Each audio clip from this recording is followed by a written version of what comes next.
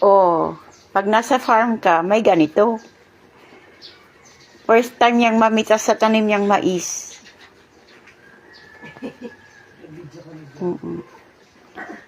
Oh.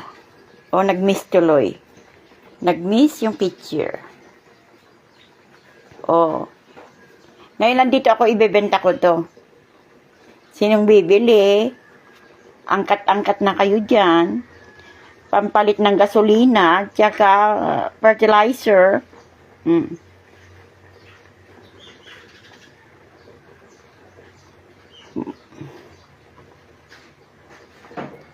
Pwedeng mag-barbecue ng mais bukas.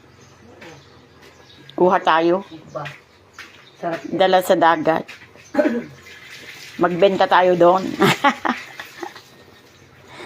Lahat benta, no? Sabi nila, mata ko pera. Sabi nila?